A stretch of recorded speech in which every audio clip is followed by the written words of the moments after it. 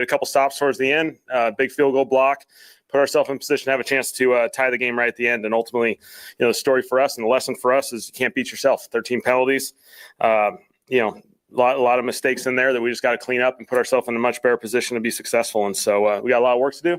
That's the beauty of this thing. There's a lot of work coming forward to us, and we'll move the page and get ready for San Francisco here shortly. How close did you think you was to getting that one at the end? Yeah, it was close. Obviously, I haven't seen the slow replay, so I don't know how close it was, but certainly it looked like we had a moment there where we had it. Was there any commonality between the penalties?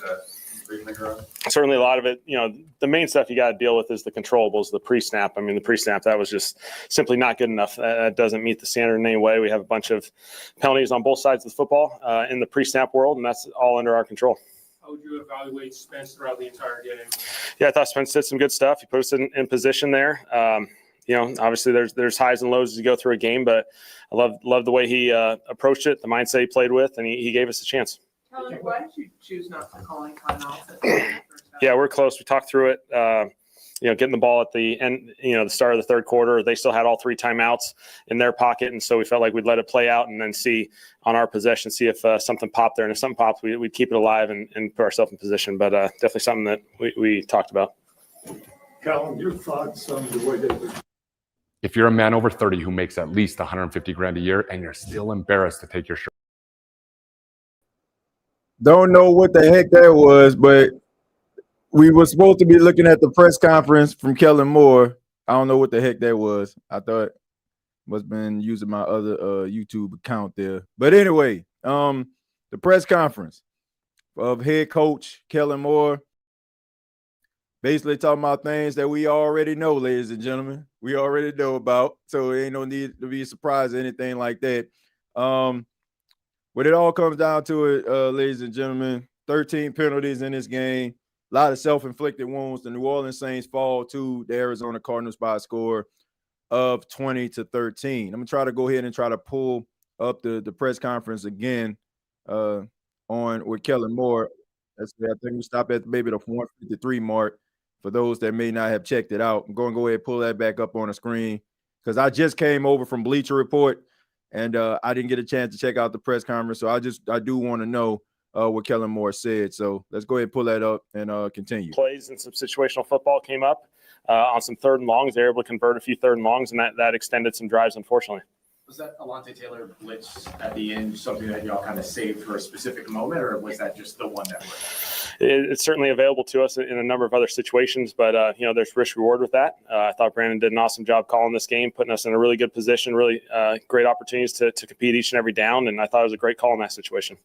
Did you have were you going to go for the extra point, or if you would have scored in that? I mean, certainly we talk about that all the time, so we'll see when that presents itself. I mean, I'm not going to go down that road right now, unfortunately. you did have a similar choice still on 4th and 5. Was it once you got backed up? Down in the low red zone? Yeah, just once it became 5. I mean, if it's 2 and 3, certainly the numbers will lean for you to convert that. But once it got to 4th and 5, it was a little bit behind us. Felt like, we can keep it a 1-possession game. We're going to have to make a big-time stop, which our defense did and gave us a chance. How do you feel like it felt for you just going through it for the first time, as a game manager and all that stuff? Felt like we gave ourselves a chance. Ultimately, it's not good enough. Ultimately, we're here to win football games, and we got to compete and clean things up. And so, while I love the effort, I love the energy, I love how the guys played in the locker room. We just got to play better. We got to clean it up, and it starts with me just helping emphasize that through this entire next week. What happened with Bulaga? Obviously, he came out. But... Yeah, he got banged up on knee, and so we'll just kind of see how it looks. Was Chris evaluated for a concussion? He was not. What do you make of just him gutting it through and being on there for the final plays of this game? Yeah, he battled each and every play, and I thought, he had a couple things come up, and he just kept, getting ready, and then once he was available, he hopped out there, and so, I thought our guys at the end of the day, they gave us a chance. Did you have a specific approach and game plan with Spencer as obviously a young quarterback? There were some longer drives. Was it high high risk, high reward with him or anything? There's certainly a combination of that. I think it's important to give them completions and move the ball downfield. I thought they did a really good job of, the few opportunities that we did try and get downfield and we had potentially stuff. I thought they did a good job. They played a lot of shell on us and forced us to, play the length of the drive. And so, we weren't able to make those explosives that we were probably hoping for. And what did you like about the way he handled those hurry up comeback drives in the fourth quarter and how he was managing the whole? Yeah, at the end of the day, I thought our operation was really clean. We gave ourselves a chance at the end. We had essentially 3 opportunities into the end zone, and to have 3 opportunities in the end zone, that's all you can ask for under those circumstances. With the timeouts, is having a young quarterback like a factor in that? Was there like a part of the discussion saying it's a young quarterback, you don't necessarily want to risk a turnover? You don't say no. At the end of the half. Yeah, at the end of At the end of the half. It's certainly something we talked about. We were really close to banging a timeout there, and just stuck with the opportunity that we had. That hey, we'll start with the ball. We still had a little bit of time left. Let me pause this real quick. I want to say this very, very, very quickly. Spencer Rattler being the quarterback of the Saints definitely played a huge role in his decision making. If that was Justin Herbert, they calling a timeout. If that was Dak Prescott, they calling a timeout. If that's Drew Brees, they definitely calling a timeout. You're not going to tell me that the reason why they went to the locker room with 3 timeouts in a back pocket didn't have anything to do with Spencer Rattler being a young, inexperienced quarterback, and he does not trust him. Like, we're going to get into that in a second, but even the way that he's answering this question, he know the truth. I know the truth. You know the truth. Spencer Rattler and Kellen Moore not fully trusting him 100% to make the right decision in 2-minute offenses and offensive drills played a role in him not calling those timeouts. You're not about to tell me that. He can beat around the bush all he wants to. I like Kellen Moore. I know he's gonna say the right things, but we know the truth. Continue. Kind of see what happens, and if we're able to gain some yards there, we can play the timeout game, and we'd have plenty of time to get ourselves in a field goal position. Those last 2 offensive drives, what worked better? Why did you have so much success there? I think just obviously anytime you're in those situations, the tempo and the completion game that Spencer played with, I thought he did a good job. I thought our guys played faster, as the game went on. And so, there's certainly a lot of stuff the first 3 quarters that we just got to clean up to put ourselves in better position. What was Arizona doing defensively in that second half that was potentially giving you all problems? I thought they did a good job of, we weren't able to get the explosives that we were probably chasing as we went through that game. They didn't present themselves. I thought they did a good job there. Run game, we probably didn't get it going as much in the second half. And, I thought they did a couple good jobs of just playing really gap sound and fitting things really well in the run game. We weren't able to get squeeze anything out. Did you get any feedback on if anything went wrong on that field goal operation? I have not communicated with that. What was it about the pre-snap penalties, maybe in regards to the offensive line, having new faces in there? How much of that an impact? Yes, that's something. Obviously, that's one of the most important things we got to do to narrow that down and figure out a plan of action to get better. Because that'll be what Monday's all about. We got to clean that up. We got to play at a higher standard there. It's not something that's come up the last week, so that's a frustrating thing when it shows up on game day and puts us in some bad positions. And so we got to get better there. You had a lot of we had referees pretty much every day at training camp. Was it surprising to you that you put such? Yeah, it's just a discipline thing. And obviously, it starts to me. I just got to make sure our guys, play that standard. We got to play better there. Too many drives, the momentum is created, and then the momentum stopped. But it's just because now we're behind the chains in too many situations around midfield. What do you think about the game that Cam Moore did today? Yeah, I thought Cam just really steady. I thought he did an excellent job. Obviously, he was able to make some big time plays for us that. Early in the game and even down the stretch. And, I can't say enough good things of, he did a great job. I know that's without the benefit of hindsight, but do you feel now because at the end of the game, do you still feel good about your decision with the timeouts at the end of the first half, or is that something that you want to do? Yeah, we can play the rewind game a lot. I get that aspect of it. And so, we felt like we had the ball. We still had a chance before half to kind of see how that thing played out. Felt like we were in a good position. It was a 1-score game, and we had plenty of football ahead. Why didn't you take the timeouts on you ran one play and then just let it go? Is it just because of where you guys are? Yeah, just if we got a little bit more, we would have put ourselves in a better position. your thoughts on the defense? Just in the second half, it seemed like things were kind of getting away a little bit, and you were able to kind of pull it back.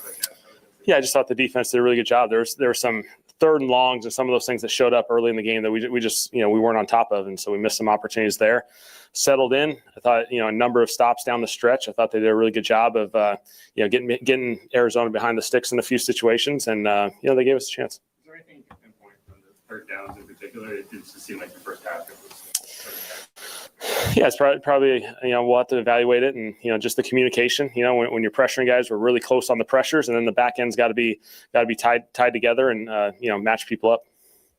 From what you could tell, what worked on the Alvin Kamara touchdown run?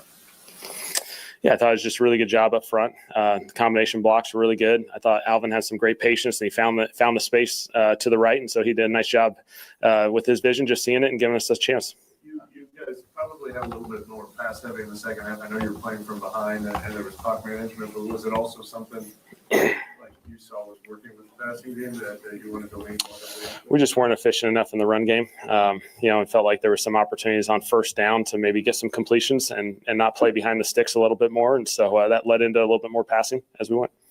Thank you for listening to my daddy's podcast. Please subscribe to our channel. All I gotta say is, who dat?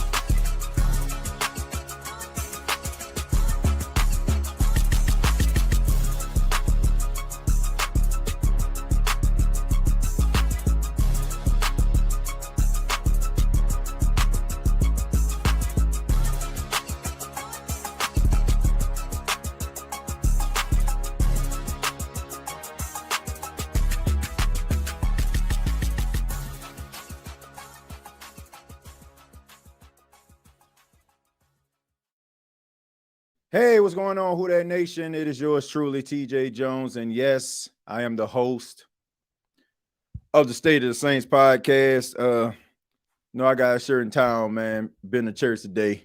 Thank y'all so much for checking out the State of the Saints podcast, where we talk New Orleans Saints.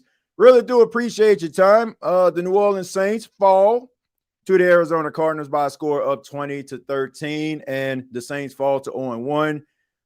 In week 1 of the 2025 season. Everybody kind of watched this game, was extremely excited towards the end. The Saints gave themselves a fighting chance to tie this game late. Spencer Rattler to Juwan Johnson. Juwan Johnson couldn't come down with the football. Then, of course, they tried to throw a pass on a fade route to Chris Olave. And that pass was incomplete, so the Saints end up losing this football game. Who that nation? I gotta admit, man.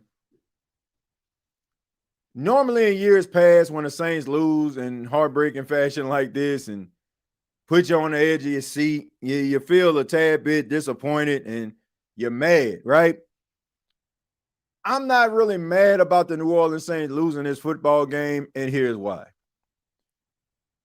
Nobody expects the New Orleans Saints to do anything this season. Like, everybody expects for the New Orleans Saints to be the number one, have the number 1 overall pick in next year's draft. They expect for the Saints just to look like, just a dysfunctional, bad ran football team. And I gotta say, although they had 13 penalties in this game and they shot themselves in the foot in a lot of ways, there was some positive things in this game, and you can actually build on them. Now, I will say this. A lot of what's going on with the New Orleans Saints makes me wonder, and I could be way out in left field, but I'm not going to say that they're trying to tank, but I'm just wondering to myself, is tanking in the background? Because here's the thing. For months, we knew that the New Orleans Saints needed a big-bodied receiver. We knew the New Orleans Saints needed a guy that they can kind of rely on constantly in certain situations. And yet they drag their feet to the very end of preseason before they actually address this situation. Also, when it comes to the secondary, they were just hell-bent on, man, Kool-Aid, this is your time now. This is yours. This is your time now. We got rid of Marshawn. You're the guy now. Then all of a sudden, all we heard was in training camp how Kool-Aid McKinstry was looking. I didn't really take that to heart, and I'll tell you why. Because I knew that the New Orleans Saints, even though they got talented wide receivers, these aren't like you're going up against Justin Jefferson and Jamar Chase or T. Higgins and Jamar Chase or something. So it's not like he locking down, like some of the top wide receivers in football here. That was something that I feel like they just, okay, he looks good, so we're going to be great. He reared his ugly head when they went up against the Denver Broncos and Cortland Sutton in one drive, went out there and was working dude. And that's when I was like, man, I hope that they make these adjustments. I hope that they see what's going on when he go up against stiffer competition. But no, they ain't do anything about it. The New Orleans Saints, to me, I'm just wondering, I'm not saying that they're going out there with the intentions of tanking. But what I'm wondering is, do they understand that this team may not be as good this season? So they didn't really put as much stock into certain things. And now we're looking at it, and it's causing this New Orleans Saints team to fail. You have two young quarterbacks in Spencer Rattler and Tyler Shuck. It was obvious that, okay, both guys leave a lot to be desired. Both players play well, but you need a little bit more from your starting quarterback in the National Football League. And what did the Saints do? Did they bring in a veteran? Nope. They let the competition roll between two young, inexperienced quarterbacks. There were times where Spencer Rattler looked like a young, inexperienced quarterback, but there were times where he actually looked like a pretty serviceable quarterback. You have got to have somebody behind center that you trust. Kellen Moore does not fully trust Spencer Rattler. Kellen Moore does not fully trust Spencer Rattler. One more time. Kellen Moore does not fully trust Spencer Rattler. And that's what this came down to. It's rather you give this guy the leeway and you call the game and not be as conservative as Kellen Moore was. Kellen Moore was playing not to lose. This game was called like a coach who was playing not to lose. And I get it. Kellen Moore knows this football team way more than we do. He knows what these guys are capable of in certain areas way more than we do. But my question is, why subject your offense, your young players who are going into their prime, why subject them to this nonsense? Why? And like I said, there was nothing wrong with Spencer Rattler's performance. Solid. But when you are a team like the Saints, you need a quarterback that's going to be able to do some things and push the ball and be able to see certain things. And right now, Spencer Rattler can't. It wasn't, like I said, it wasn't a bad performance, but it's not a performance that is going to help you to be able to push forward. There were opportunities where the New Orleans Saints defense gave the offense the ball back and it could do absolutely nothing with it. There were a few passes by Spencer Rattler that could have got Chris Olave killed, that could have got Brandon Cooks killed. There is no way on God's green earth. And like I said, I don't want to keep on beating up on Spencer Rattler because I thought it was a serviceable job. There's no way on God's green earth do you look at your wide receiver, even if he is the hot read, you throw the ball to him on a screen in triple coverage. There was a guy in front of Chris Olave There was a guy behind Chris Olave, and there was somebody on the side of Chris Olave. Those three defenders basically played rock, paper, scissors to see who was going to tee that boy up. Who was going to tee him up? That is what happened. And you threw the ball and left your wide receiver exposed, man. You left him exposed.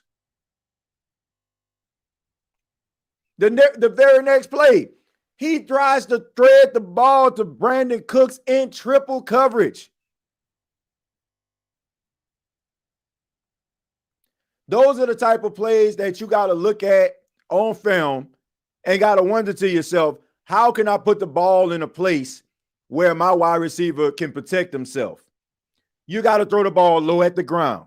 If that was the only receiver that was open, throw it at Chris Olave's feet. Nothing's going to happen anyway. He's not going to get any yards. He's about 180 pounds soaking wet. And you got three cornerbacks that are just circling around him. It's not going to get anything anyway.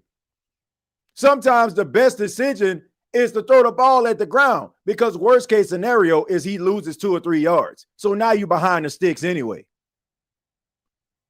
You got to find a way to protect these wide receivers. And the New Orleans Saints front office, they dragged their freaking feet when it came to positions of need for the football team.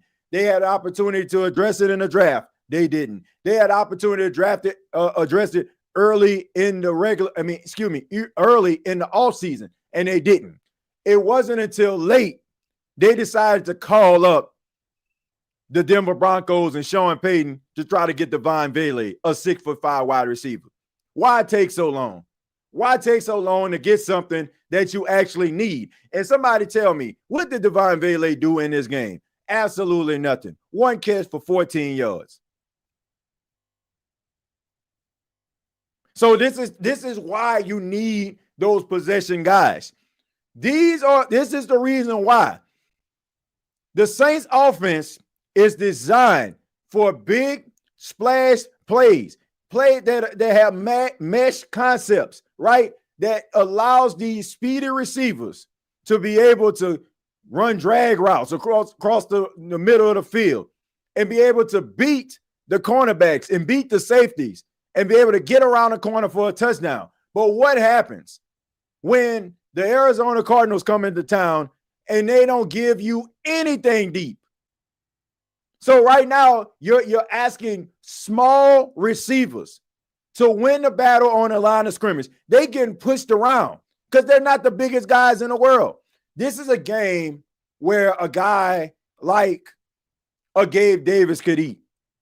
This is a game where a big body receiver, if you actually had one that you trust in, could eat in this game. Because your smaller receivers, the ones that you want to be out there stretching the field, they can't find success because that's not in the cards, because the cards wouldn't allow you to do that. It's just that plain and simple. So all I'm saying is the Saints played very valiantly. They did. They did an outstanding job at trying to be there to the end. The defense only allowed 3 points in the second half. 3 points in the second half. But the Saints could only muster up 3 points in the second half.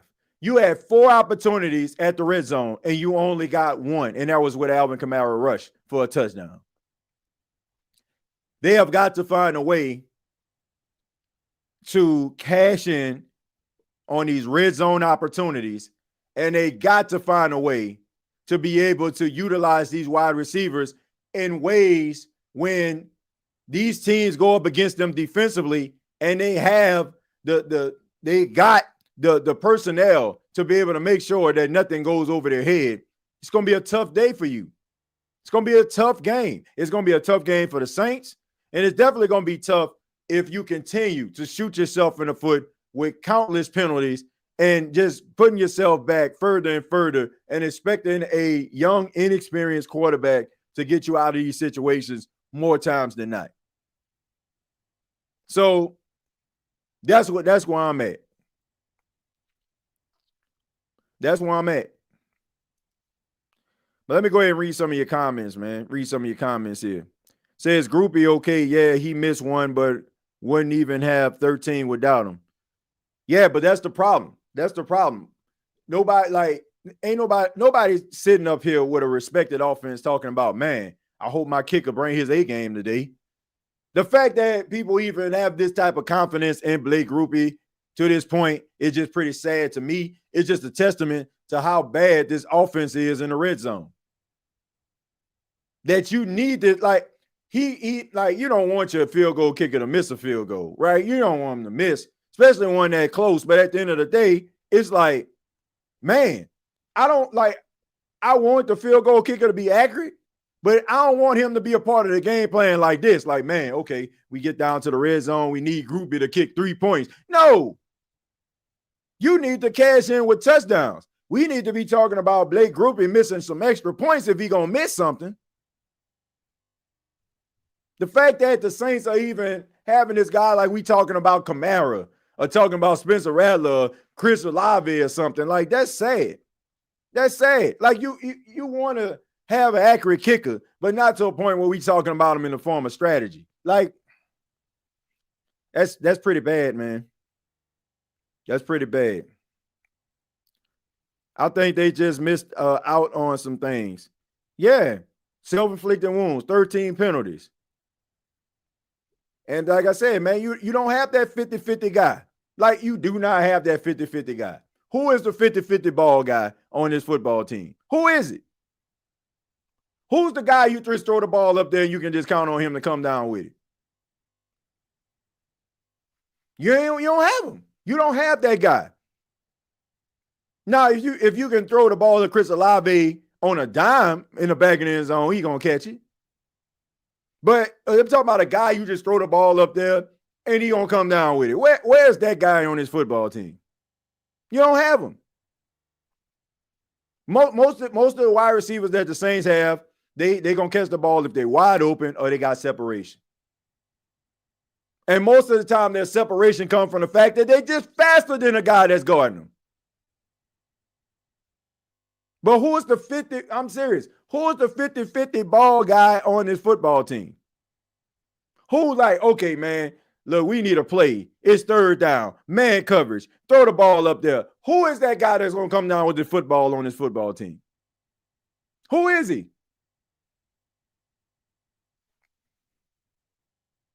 You got a team that is built like a track team. And if a team takes away the passes down the field, I'm wondering how the New Orleans Saints are going to be able to navigate offensively. That's your question right here. But like I said, for them to wait so long to probably address some of these issues or act like some of the issues don't exist, I'm just wondering to myself, are they tanking without tanking? Is it in the back of their minds? Like I said, not from the players, because the players, they going out there playing their behinds off. But you got to be able to put individuals inside of the locker room in order for the team to generate success. And I'm wondering, did they hold back on the individuals they could have brought in here to make this team better? Because they realize what's in front of them and what they're dealing with, and they may not necessarily be all in or feel like it has the capabilities of doing that.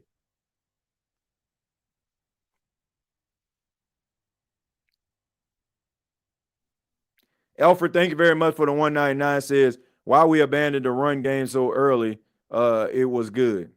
That's a good question. Some people would say it was the fact that the Saints were playing from behind. Could be. Or could be the fact that Kellen Moore historically has been known for throwing the football. I mean, what? Spencer Rattler threw the ball 46 times in this game. He was 27 of 46, 211 yards. And I know some people was like, well, you know, man, Spencer Rattler, he checking it down, dinking and dunking. It's like, what else can he do? Y'all want him to throw the ball up there and have a wide receiver run a 9 when the corners and the safeties, they playing back. They playing to make sure that they don't get beat deep. they're gonna give you everything in front of you. Like if you notice, that's the reason why the Saints had all those short intermediate throws, because they wanted to make sure nothing went over their head.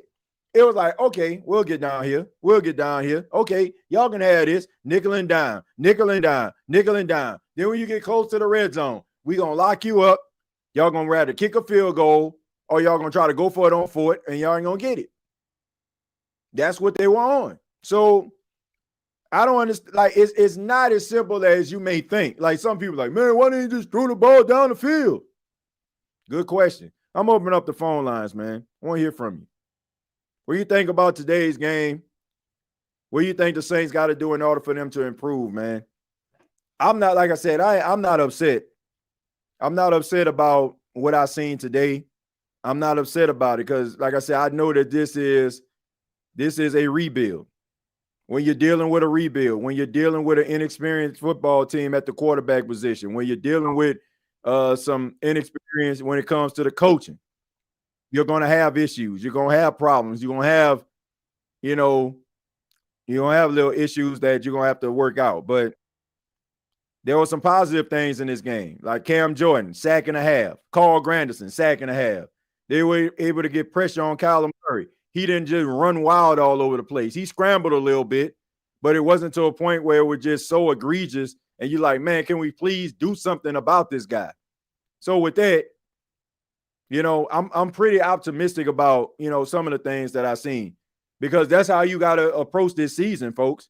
That's how you got to approach it. You got to approach it in a way like you understand that the New Orleans Saints are a team that's in a process of a rebuild. And with that, it's going to be some issues. There's going to be some things that aren't going to be always ideal. And I'm okay with that. All right, we're going to go to Jordan. Jordan, how you doing, man? How you doing, TJ? Yeah, I'm doing all right, man. What you got for us? Yeah, I like to say, as Saints fans, we all knew that we in a rebuilding mode. Mm-hmm. But this game right here was very disheartening. Right. Only because of the fact we should have won the game. Mm. You go look at all the stats and everything. They didn't outgain us by a ton of yards. Defensively, we did good in the second half, but we couldn't get off the field when we really needed to. Mm-hmm. We had them backed up late. They still let them march to the 50-yard line. They didn't get us good field position overall throughout the game. And then on top of this, Kool-Aid McKinstry is not a number one cornerback. We don't have one. Mm-hmm. Because regardless of who's on him, they going right at him. Yep. It don't matter if it was the tight end, wide receiver 1, wide receiver 2, wide receiver 3, everybody was going at it. Yep. Now I will say this: Cameron Jordan, he played the game of his life for his age. Mm-hmm. Yeah, So that was a great performance. I have to give it off to him. I thought that maybe we were going to be horrible because Chase wasn't there, but at the end of the day, he played good. Everybody else, the defense, they played okay, right? Right. But my biggest takeaway is over the offseason, we were told that we were going to have the worst quarterback play in the NFL. Mm-hmm. And now, at one point in this game, did I think to myself, maybe if the quarterback was better, we'll be winning. It was everything else outside of it. Yeah. Yeah, And I think Spencer Rattler, I think he did a formidable job, man. I'm gonna say that. I think he did a very formidable job. Like I said, people looking for 354 touchdowns. Okay, you got me on that. But when it comes down to it, it's like I don't think like it wasn't. He didn't cost the Saints this game. As a matter of fact, you can make an argument to say that the Saints had a chance of winning. Like he put the ball into the hands of Jawan Johnson, like in one of the best throws that you're gonna see. I see you can see the talent that Rattler has.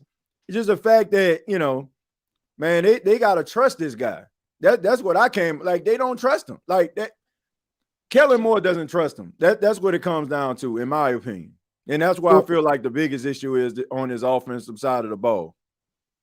well, the thing is, he don't trust him, but this is like the second time we've saying that, hey, he underestimating Rattler.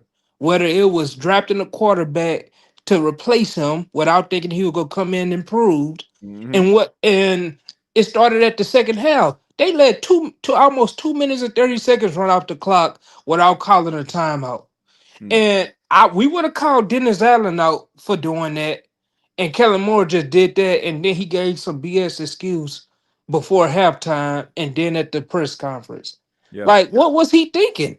Mm. This the NFL, this real time. 1 minute, 2 minutes, any time you have at the end of the half to score the ball, you need to take it. Yeah. Because at that point, even if Spencer Rattler comes out and throw an interception, that doesn't hurt you. It don't kill you. Yeah. It was to me like I don't care what he says.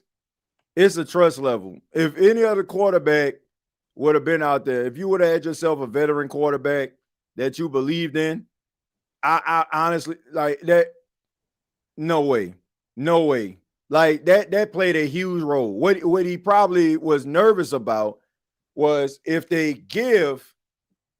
call these timeouts and they get a quick 3 and out, then it would cause Arizona to get the ball back with an opportunity to maybe kick another field goal or score a touchdown, and now you really behind the 8 ball. But that comes from you not having a full belief in your quarterback. Like it's just that plain and simple. It's just that plain and simple. But if you want to make this thing work, you got to be able to trust him. You got to be able to trust him. Like, you don't give him the starting job if you're not going to trust him in all situations. That's all I'm saying. And I 100% agree with you because my thing is now we have another. Spencer Rattler just went out there and played a whole game with the starters. Mm. And now we still walking away saying it's incomplete because we didn't see what we need to see from Spencer because the coach didn't have confidence in him. Yeah. But I won't stay on here long, but I will say this. People coming back to reality about the Panthers. People coming back to reality about the Falcons.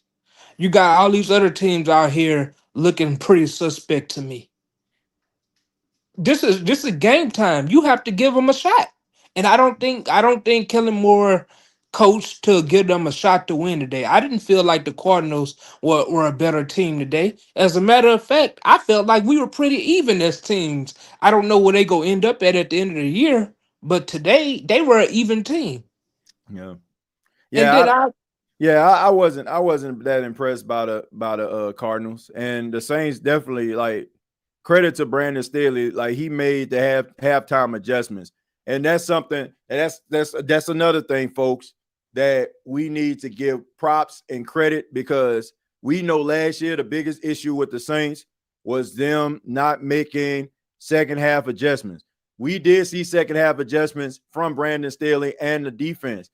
It was just the fact that the offense, to me, they were playing not to lose this football game and to give themselves a shot, exactly the same shot that they had on that final drive. That's what they were playing for. You're not going to win a lot of football games like that if you are a team that is trying to figure out who you are. It's rather you got to be all in. You got to trust these guys to be able to move the football, to be able to execute. That is the only way that you're going to maintain your momentum as a coach, and it's going to get these guys believing in what you're trying to sell.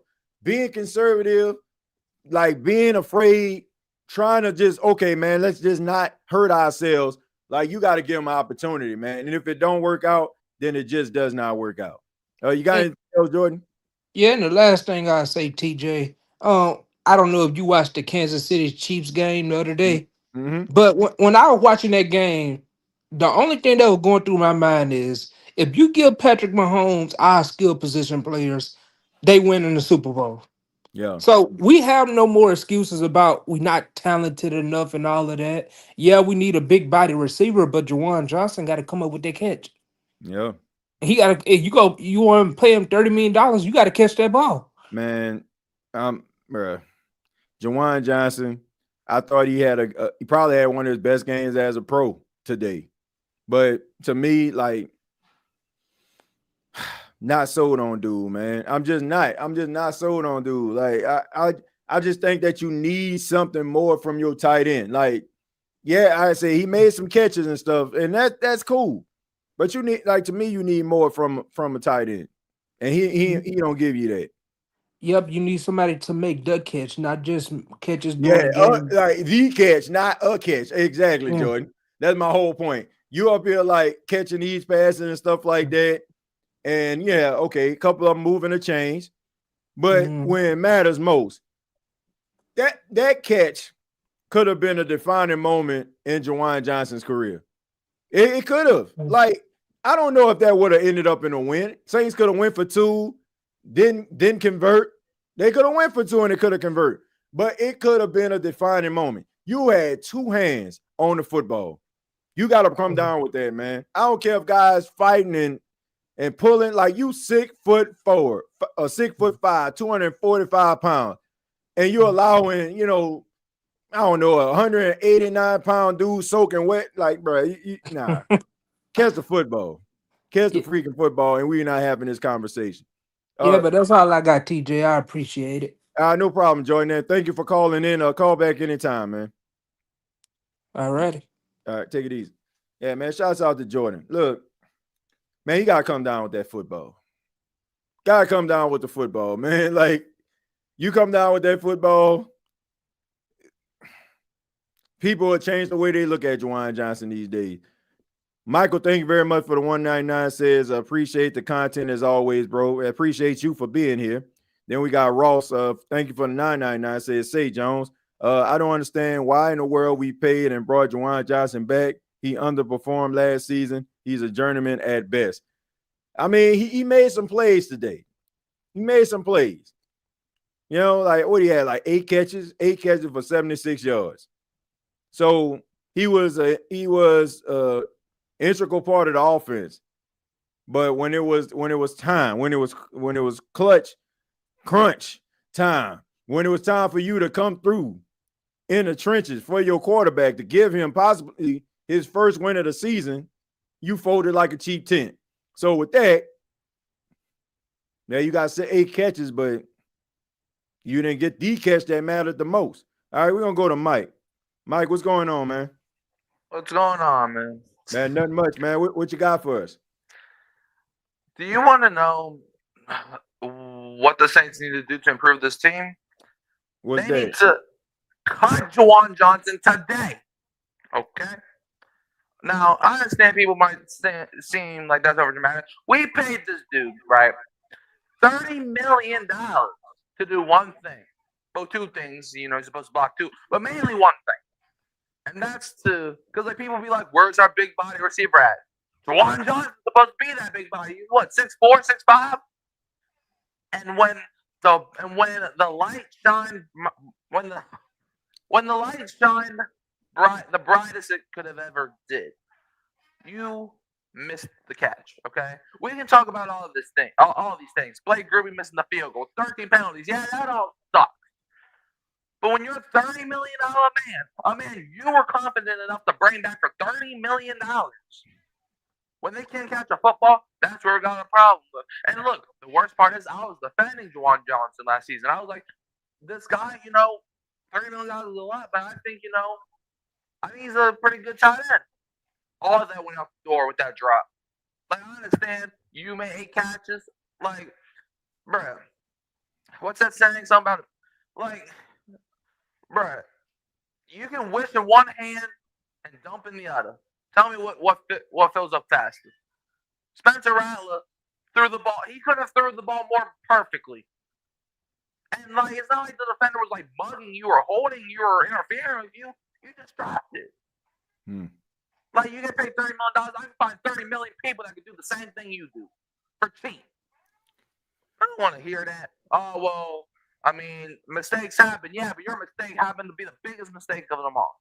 Now, I'm sure you might be a good person, but, bruh, you disappointed the living life out of me. And also, secondly, all right, the defense, yeah, they played well. But we cannot be falling asleep in the first half next week against San Francisco. Nope, can't have that. Nope, can't happen. If we're going to win next week, can't have that. Yeah. I I just say when it comes down to this team, the way that I'm looking at it, Mike, you still there? Okay, I'm trying to make sure I ain't losing, man. Yeah, I mean, when it comes down to Juwan Johnson, like I said, a productive game, but when a team pays you the type of money that the Saints paid Juwan Johnson, they expect for you to come down with catches like this. You got to be able to make those tough catches. You got to be able to come down with it, man, and help out your guy. So with that, I just think that, yeah, he let the team down on that one. But as far as with the defense, I thought they looked much better in the second half versus the first half. Credit to them making those adjustments, but they're going to have to find a way to get into the red zone. They're going to have to figure out a way to be able to execute when they get down there, because you're going to go up against teams that are much better offensively than the Arizona Cardinals. And then you're going to find yourself really playing behind the 8 ball, trying to throw yourself back into the game. So I wasn't a fan of them completely abandoning a run in the second half. I don't feel like the game was just that out of hand. I thought that Kendre Miller was running the ball pretty well. I thought Devin Neal in his opportunities ran the ball really well. Alvin ran the ball pretty well. But they're going to have to find a way to be able to utilize these running backs. And they're gonna have to really try to find a way to get these wide receivers to be able to create separation against the corners and the safeties that's lined up against them. Because if not, it's gonna be a long season. You don't have a guy who you can throw the ball down the left or the right sidelines and come up with the 50-50 ball down the field. You just don't. You got a bunch of burners that they're designed to get behind the defense, and you're wondering to yourself, if they can't get behind the defense, then what you gonna do? How are they gonna be able to move the football?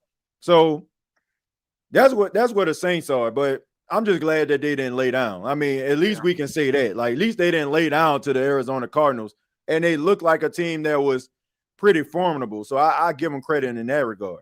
Yeah, a lot of people said we were going to be the worst team in football.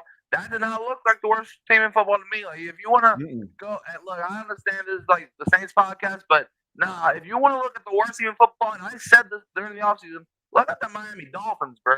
Look at them. Man, how do you get beat 33-8 by Daniel Jones? Look at them. At least we played we actually had common sense. They were down 20-0 in the first half. Yeah. I'm just saying, man, I said the Dolphins were going to suck, and a lot of people gave me crap for that. But, man, and also another thing. The Saints, though, we got to clean up these penalties. But also, there's one other thing that these refs did that concerned me. So, what's that?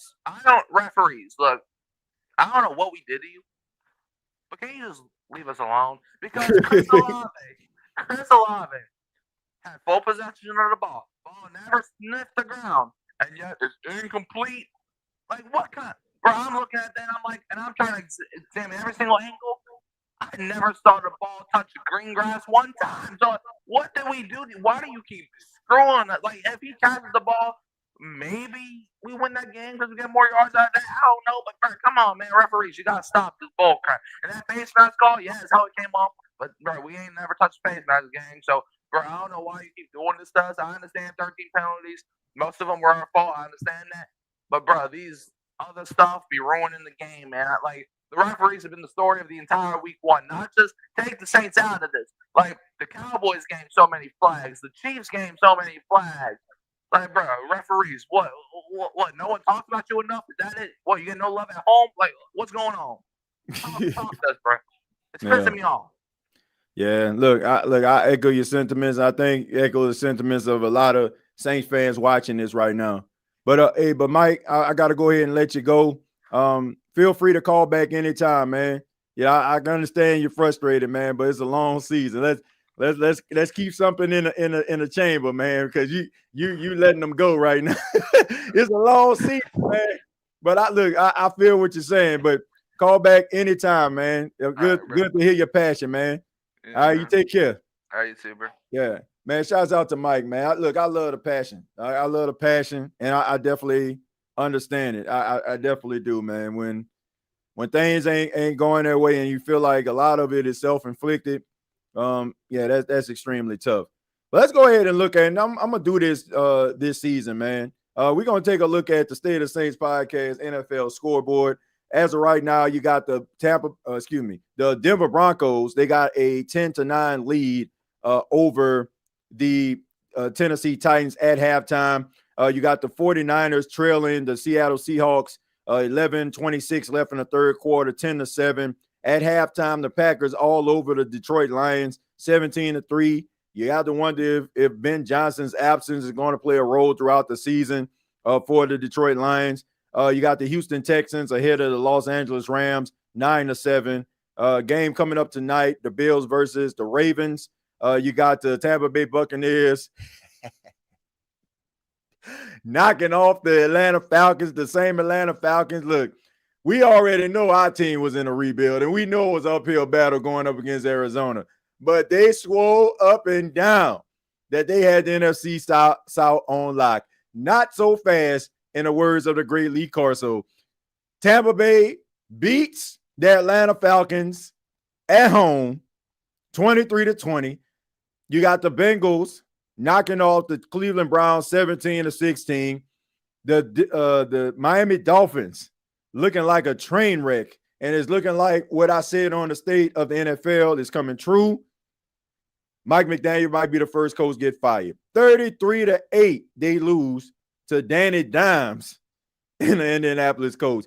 You got the Las Vegas Raiders in the Pete Carroll era, knocking off the New England Patriots 20-13. Of course, the Saints lose to the Arizona Cardinals 20-13.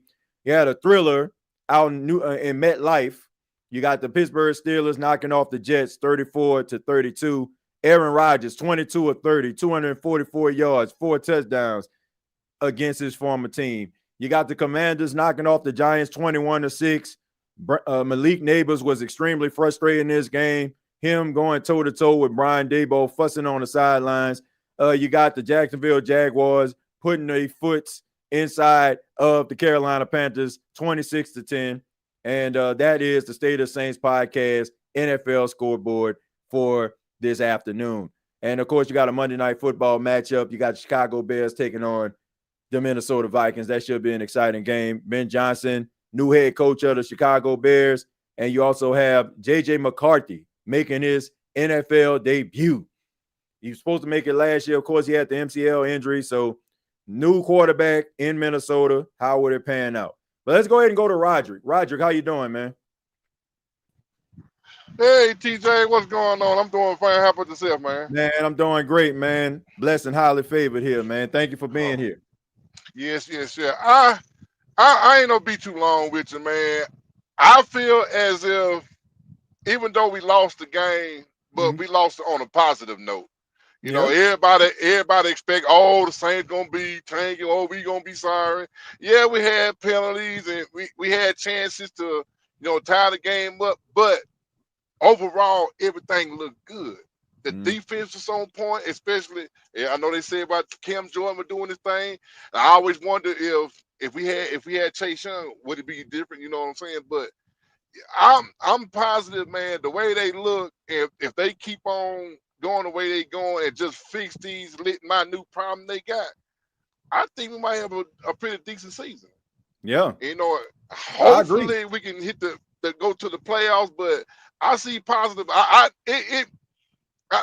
can I say it? The game gave me more expectation than I thought it would. You know what I'm saying? I completely understand, Roderick.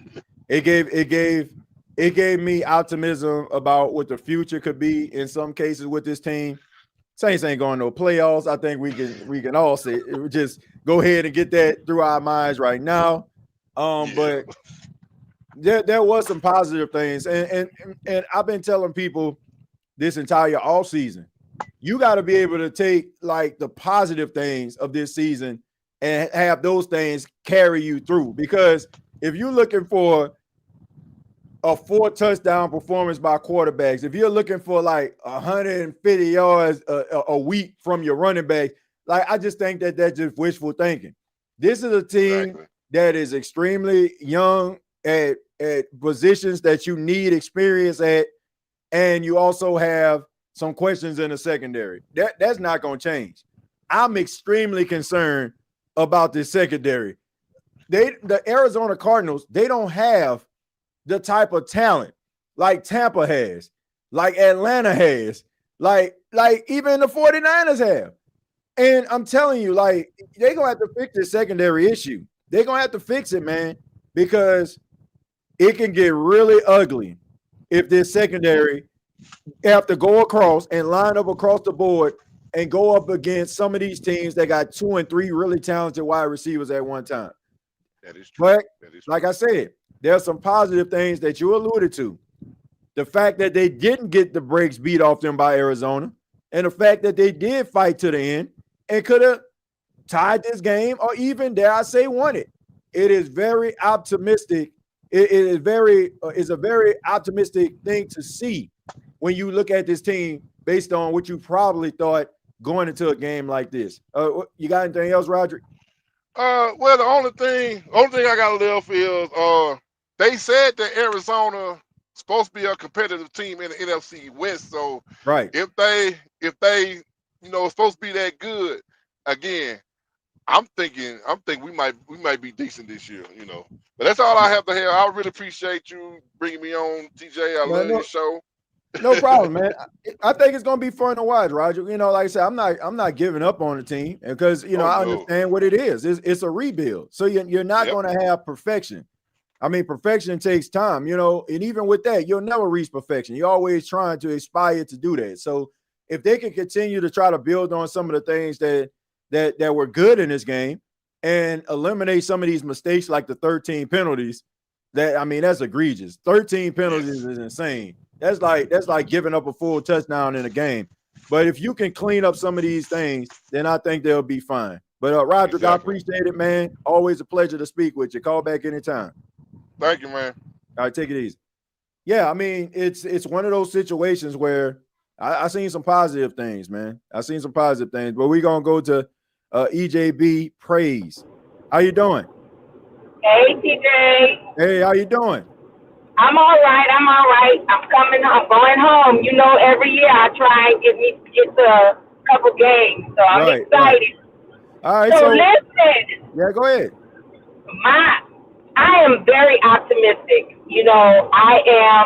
I went to the game with no expectations. I expected for them to lose, so my hopes were not high. Right. I got you. I was thoroughly impressed with Rattler. Right. I'm pulling for him. I really want him to do very, very well. Right. But I was very shocked, not shocked. I don't know what the word to use is. But I was impressed. Right. He didn't do bad. He did what he was supposed to do. But I think the more opportunity he gets, the better at his position that he plays, he's gonna become. Yeah. I just take it as what it is. They are trying to feel for. They really, like, the energy is, they really want to bring that win. They really want to bring something to us as fans, because you felt it. You really did feel it. Mm-hmm. And I'm optimistic. I just am disappointed with the amount. And this has been plaguing us for the past 3 years of season with these penalties. I don't know what it is. That, I think you chalk it up to with the amount. I think it was like 89 yards or 80-something yards penalties. That's a lot. That's coaching. But again, this is the first time coach. I got to go back to that. Yeah. I'm just optimistic. I really and truly am. Well, look, I completely understand the optimism, and you could tell like they really wanted to win this football game, which is a plus. This goes back to what I was saying, a few weeks ago. This team is not going to lay down because Saints fans feel like, oh, man, we tanking. We need to tank for the number one pick for Garrett Nussmeier, Arch Manning, or Lenore Sellers, or any of these other quarterbacks that's going to come out. These guys don't think like that. While y'all thinking about this, you sitting in your house about to go to your job to pay your bills, and as long as you go to your job every single day, guess what? You're going to get a paycheck. You're going to be able to keep the lights on. You're going to be able to pay that mortgage. When these guys don't play well, they are risking having to uproot their entire families, have to uproot their entire livelihoods in the areas they are. So it's not the type of energy that they'll ever be on. So I knew like they are going to try to fight and scratch and claw because they want to keep their jobs. But at the end of the day, I feel the same way that you do. The fact that they did not lay down, irregardless to who they played, the fact is they didn't lay down and they showed a lot of heart all the way to the end. You clean up some things, you might find yourself in a completely different position next game. And it don't matter if you're playing the 49ers. If you can go out there and execute and do things well and don't get your wide receivers killed, don't get your quarterback killed, and play some sound defense from start to finish, you can win that football game. So I agree with you on that. But how was the atmosphere? One more thing, TJ, and I watch you on every platform, okay? I appreciate it. I appreciate that. I watch you on every platform. But I need you to tell that guy who, I don't forget his name, I want Smitty back. I don't. He talks too much. He tries to overtalk everybody for Atlanta. And what did his team do today? Thank you. They rolled over like a dog. Caught that L. That's what they did. That's what. Caught that L. That's the only. So I'm gonna need you to take care of that tomorrow or tonight or whenever y'all go back on the NFC roundtable. Handle him, please, for me. That look. First of all, that's my guy. Berto. I mean, he's passionate about his Falcon team, but sometimes I think sometimes his passion kind of outweighs logic sometimes, and it's gonna be funny, like it's gonna be funny, man. It's gonna be funny to watch the excuses that will be made for this loss. I was looking at it. I was looking at it, but it should be interesting though. But my final question to you was how was the atmosphere inside of the dome? Like, what was the fans like just going into there? How was that like? Okay, at the beginning, Armstead came out, boy, it was just electrifying, Right. And let me tell you, when Cam got that first sack, it was crazy. Oh, it was so crazy.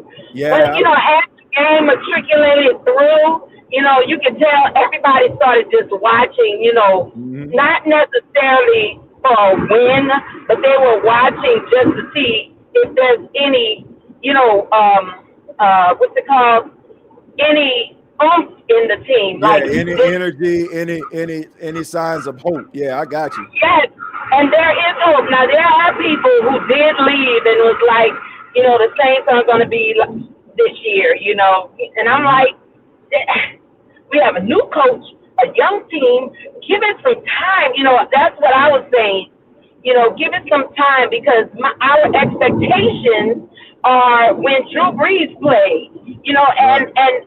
But I've been here when we in the 70s. Hello. Right. When we weren't anything at all, when we were the trainers. Actually, people came and got their training in Saintsville, Right. And then they went to other teams and did wonderful. But I'm just saying, just give us some time, y'all. Right. I think that this is a positive direction in which we are going. And I think there's nothing else that we can do but get better. That's it. And I'm a teacher.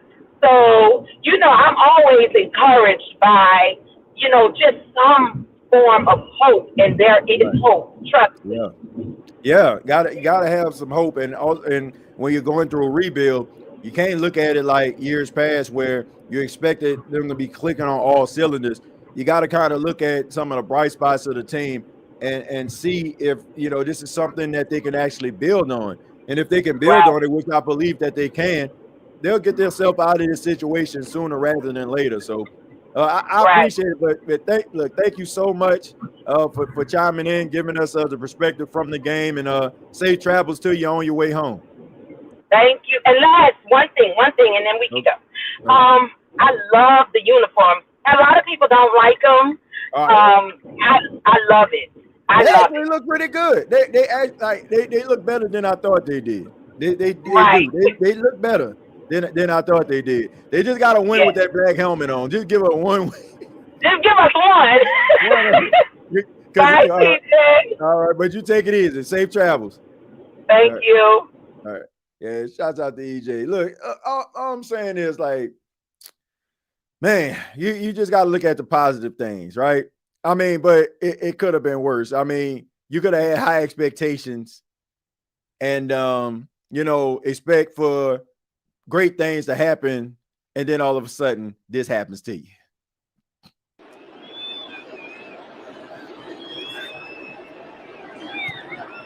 Two from 44. It is wide to the right. No good. One more time. Two from 44.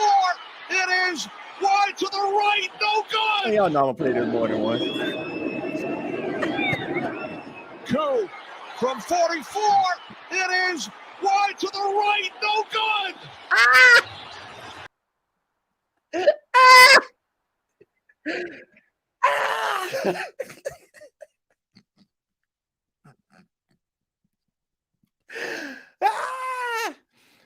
Oh man, could have been worse. I mean, everybody know the Saints. The Saints weren't picked to be one of the best teams in the league. This team, they said they told your boy that thing was gonna be different. All I know is the Atlanta Falcons, out of the last 8 opening games, they have lost 7 of their last 8. That's all I know. That's all I know. They lost 7 of their last 8. That's all I know. But anyway, let's get back to these comments here. Thank y'all. Piano Theme, thank you very much for the $5. Says, how Moore going to build trust in Rattler if he don't give him some of those opportunities? I agree with that. Everyone get that McDonald's mic. Who that? Yeah, man, Mike was having a little bit of issues. Like, I guess his mic was going in and out, but, you can still understand him. You can still hear the passion, man. So shouts out to Mike. Shouts out to Mike. Let me stroll up a little bit, read some of the comments here. Says, people really think we're going to be bad and going to be hurt when they see Rattler become a threat. Look, one thing we learned about Spencer Rattler, dude pretty clutch down the stretch. You seen it in the game versus, most recently, it was a preseason game, be that as it may, against Jacksonville. We seen the game when him versus the Commanders when he came in and Jake Haener stunk it up in the first half. He came in and provided a spark, gave the Saints opportunity to possibly win that game. And even today, that pass that he threw to Juwan Johnson, that was supposed to be that moment. Like, man, could you imagine? Even if the Saints would have went for 2 and lost that football game, the way in a way like they just didn't convert, could you imagine the confidence that Spencer Rattler would have, or the fan base would be able to like kind of rally behind this guy? Like, people that are talking about Spencer Rattler and feeling like this guy doesn't have the capabilities of doing anything, oh, we need to just go ahead and yank him. You got that type of mind frame. To me, you just didn't want that man to start in the first place, and you looking for this guy to fail. Plain and simple. You are looking for this guy to fail. It's plain and it's simple.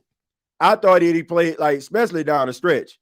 That's when, like, honestly, that's when you find out what you have in a quarterback in moments like that. And to me, I thought he did pretty damn good down the stretch. I thought he did pretty doggone good.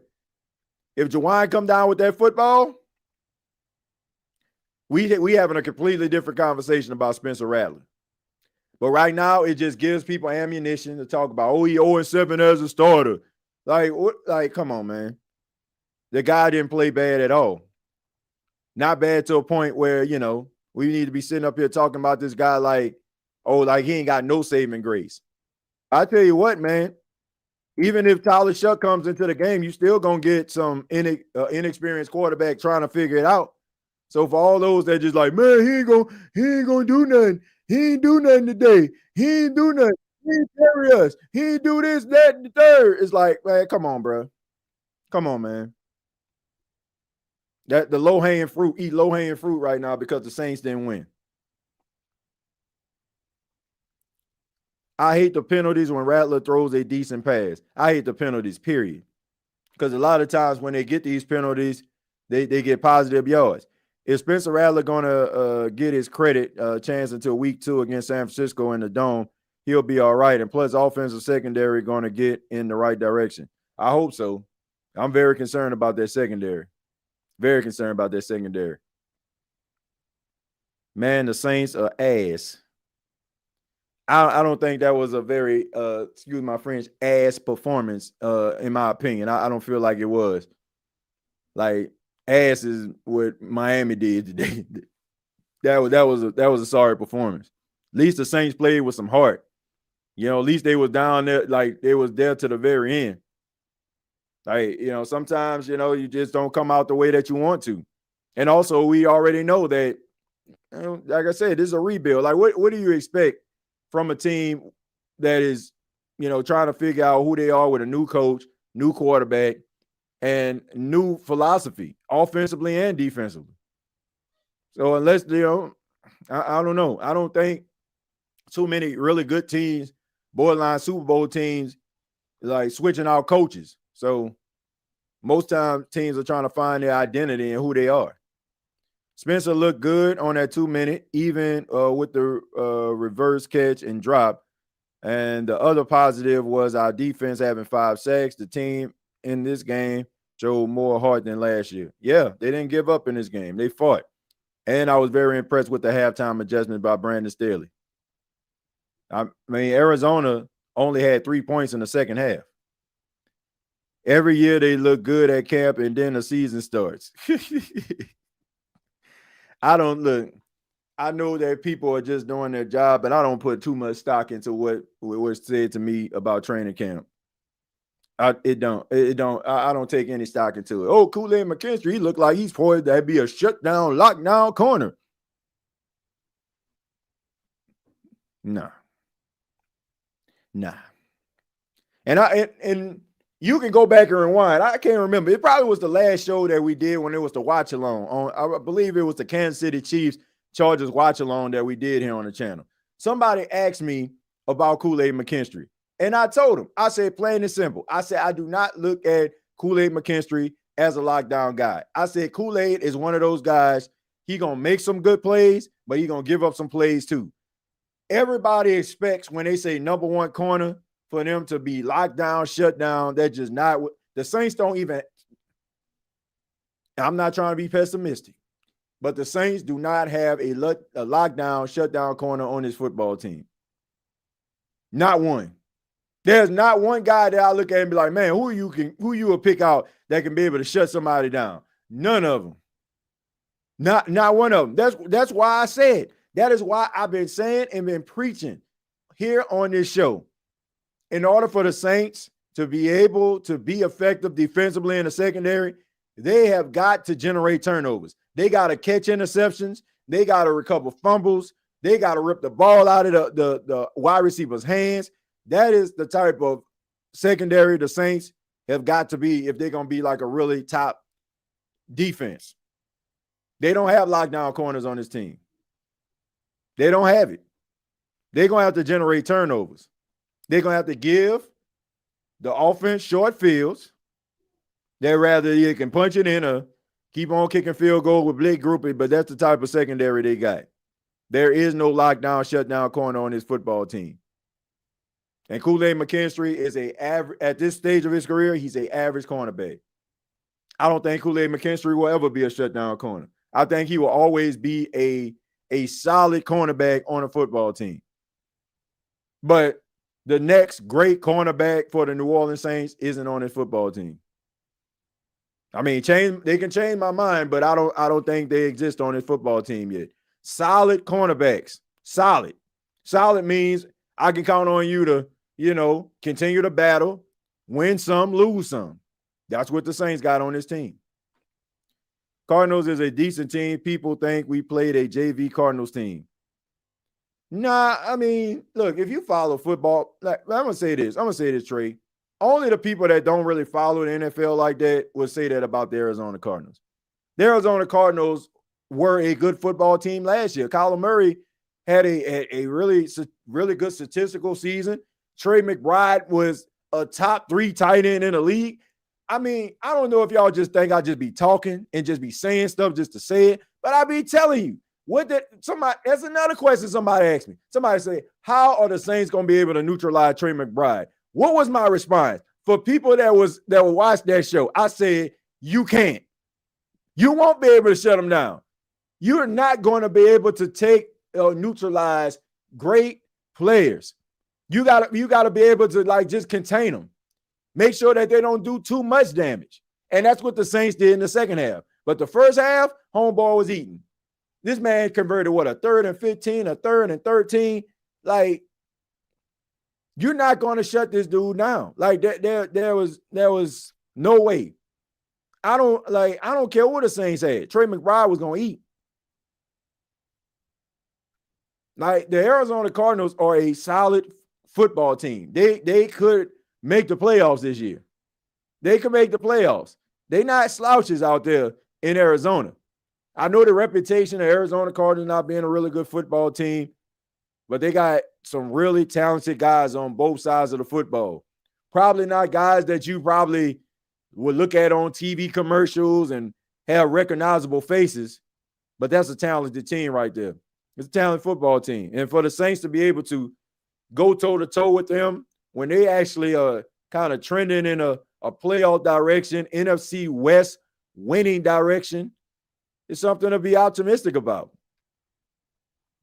Now we're going to see if they can actually build on some of the things that they did good and maybe eliminate some of the things that they did that were not so good, like 13 freaking penalties in a football game. You got to be freaking kidding me, man. 13 penalties. 13 penalties for 89 yards. That's almost the length of the football field. That's sad right there, man. This is something that I am wondering. And I won't let them off the hook. When is the New Orleans Saints offensive line going to get their ish together? I'm going to say this again. When will the New Orleans Saints offensive line get their ish together? Because some of the things that I seen in this game were just absolutely downright pathetic. There was one play, Spencer Rattler handed the ball off to Alvin Kamara. As soon as he handed the ball to Alvin, 3 dudes was in his face. I'm like, did they think they were running a screen? 3 guys. I'm talking about as soon as they're like, down, yellow 80, down, hut, hands it to him. 3 guys in the backfield. I mean, Alvin couldn't even think. He couldn't man, how can I get out of this situation? 3 guys. I'm like, you don't really see defenders getting into the backfield that fast unless it's a screen pass. Because, you're supposed to allow them to over pursuit to throw the ball over their head. That was like, you got Calvin Banks, first rounder. Dylan Radins on your team. I don't know, he was like a first or a second rounder. You got Eric McCoy, second round. Cesar Reeves, first round. Talles Ifuaga, who was dealing with a knee injury. I hope he's okay. First rounder. And y'all can't stop traffic with a stop sign. Like, y'all can't hold ice water in a glass. Like, man, it's like, how you going to find any success offensively? No, in pass protection, they did a pretty good job. Spencer Rattler was only sacked once today. So let's give him some credit for that. Let's give him some credit. He was only sacked one time. Let me make sure I'm right. Yes, he was only sacked one time the entire game. So for that, the offensive line did an incredible job. But when it came to the run blocking, bro, come on, we got to get it together. Got to get it together on that offensive line. take a few more, and then we're going to go ahead and get up out of here, folks. Thanks for the folks that called in. I was impressed with the O-line keeping Spencer upright besides the penalties. The pass protection was good. Run blocking needs some work. First-round picks who play stupid. It's like the linemen don't know the plays. The Saints should always just start every down, like every time they get the ball, every possession, just start with 1st and 20. Let's just go ahead and get the holding penalty out of the way. Let's go ahead and get the false start penalty out of the way. So I think 20 would just be a nice number because, 1st and 15, 1st and, just go ahead and start 1st and 20, and so we can go ahead and get that penalty out of the way. Because it seems like every drive there was a holding penalty. Every drive. But the pass protection was really good today. I will say that. If you can't run the ball, the game is already over, in my opinion. Somebody asked about the running game. Just like, Kellen, why did you get away from the running game? And look, that's a fair question because the Saints as a group, believe it or not, now it has a lot to do with Spencer Rattler and his scrambling, but they averaged 4.9 yards a carry. So that's where you want to be as a running back group, averaging nearly 5 yards a clip. So should you have ran the ball a little bit more? Yes. I also like how the Saints utilized Kendre Miller and Devin Neal, and they weren't just running Alvin into the ground like that. I actually like that. I actually like that they weren't running Alvin Kamara into the ground. Alvin Kamara had 13 touches in this game. He had 11 carries. He had two catches. All right. So he had 13 touches in this game. And like I said, they split it up. They didn't have him like being that bell cow workhorse. And this is how you're going to keep Alvin Kamara healthy down the stretch. Being able to utilize some of these younger guys like Kendre and Devin Neal. So I actually like that. And also what I liked? Do y'all want to know what I liked also about this Sunday? Well, let me show you. Von Whitfield Jr. makes the play. One more time. Coup from 44. It is wide to the right. No good. What happened? I ain't hit it.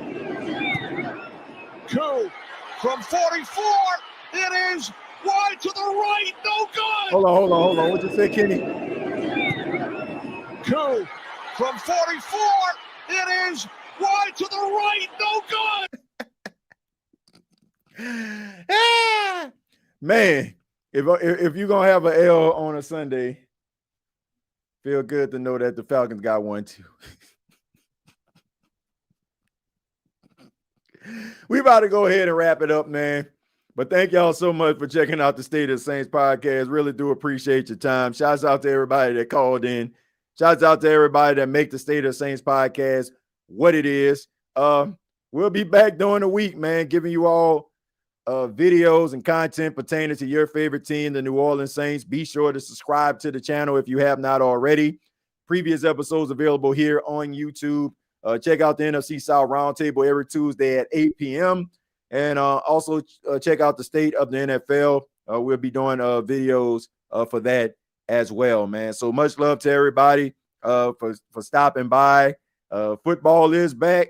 I know the Saints lost today, but there were some positive things that the team can actually build on. And that's the only thing that we can really ask for is for a young team that is in the process of a rebuild to not give up and phone it in each and every week. And everything else will pretty much take care of itself. Clean up the penalties. Let's not throw those hospital balls to Chris Olave, pretty please. And the Saints should be okay. And Blake Gruby, please come through in a clutch. We need you to practice with your priest. We can't just have you as a good practice player. We need you as a really good kicker, especially if the New Orleans Saints are going to be in some of these games. You're going to have to rely on Blake Gruby to be able to give them 3 points or even 1 point after touchdowns. Till next time, all I got to say is, who dat? Thank you for listening to my daddy's podcast. Please subscribe to our channel. All I gotta say is, who dat?